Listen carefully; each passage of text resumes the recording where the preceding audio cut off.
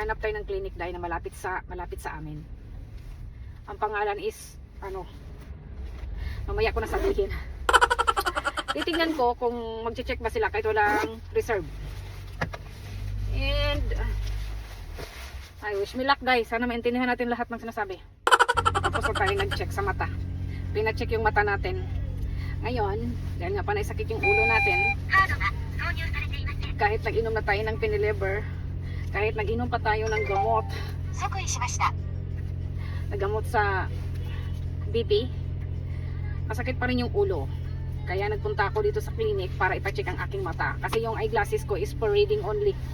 Ngayon, ang sabi ni Dr. Kwakwak again, walang problema sa aking mata. Hindi daw niya papalitan yung grado ng aking reading glass. May grado ba yung reading glass?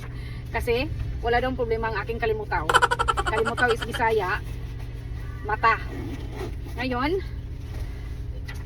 uwi tayo ng bahay, inom tayo ng tubig ng isang barrel.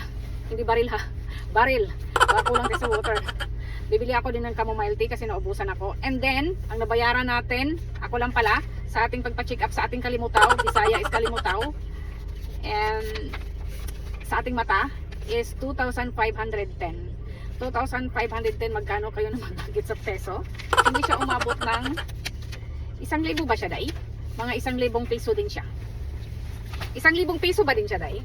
So, yon ang nangyayari. Inom tayo ng siguro ng isang baril na tubig. Hindi po baril ha, isang baril.